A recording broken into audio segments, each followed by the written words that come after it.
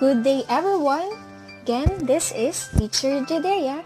For today, we will discuss about researching a topic. Researching about a specific topic can be a tough responsibility when you do not know where to get all the information that you need. While information is literally everywhere, it is essential that one knows how to select possible or potential sources of information. So in this lesson, you are expected to research a topic using 2 or 3 sources. Are you familiar with this picture? This is what you call Bantayog ng 13 Martir ng Cavite, or the 13 Martyrs. So using your background knowledge, you have to provide description about this picture. And if you do not have sufficient knowledge about this, what resources or materials will you use to help you in gaining more and useful information about it? So, let's have the first task. Okay, so using the given scenario above, you choose at least 3 materials listed below that you will most likely use in researching for additional information. Then provide short explanation why you chose them. Okay, so on the comment box, you may write your answers. So you may use newspaper, website, video clips, images, podcasts, magazine, interviews, speeches, periodical books, and a lot more. Okay, so let's have task 2. For task 2, let's try to identify if the given item is a primary, secondary, or tertiary source. Okay, so let's try to answer 1 to 10.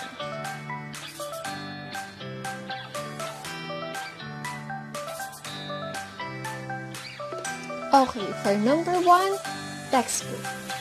The answer is secondary. 2. Court records.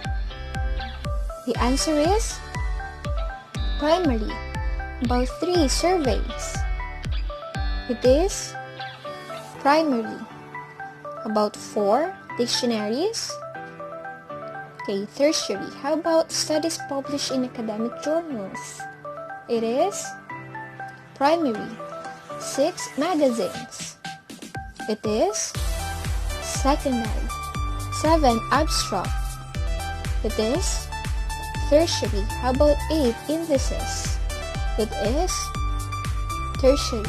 How about 9 newspaper? It is secondary.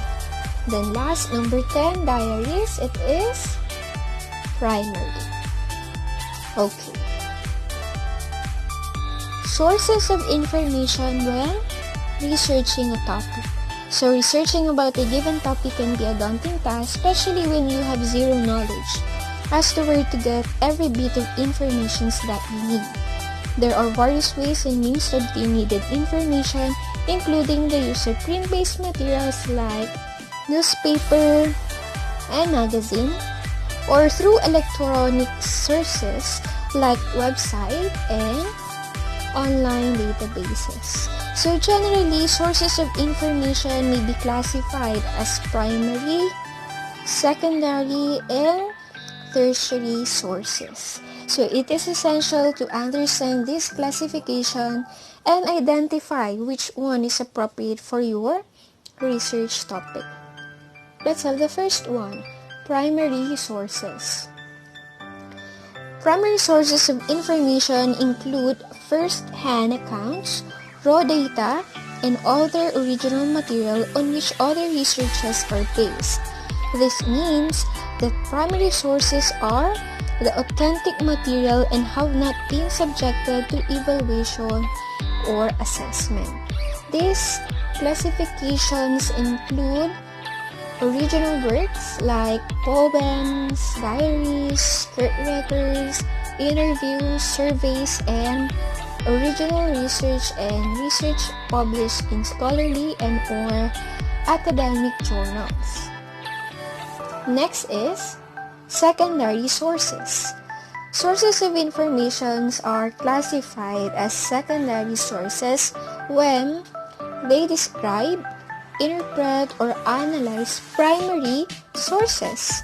These are often information written or presented by authors who did not personally witness an event or occurrence. So common example of secondary sources include materials like textbooks, magazine articles, book reviews, commentaries, and almanacs. Next is tertiary sources. Sources of information are considered tertiary sources when they are used to organize and locate primary and secondary sources. So these classifications includes indices, abstracts, bibliographies, directories, and databases. It is also important to understand that definitions of each source type may vary from one text to another. Likewise, it is essential to take note of certain guideposts when using information gathered for activities like researching a topic, among others. Remember that information should always be accurate, reliable, up-to-date, consistent, relevant, and unique. Okay, remember, research is to see what everybody else has seen and to think what nobody else has thought. By Albert St. Georgi. Thank you so much, everyone. Goodbye.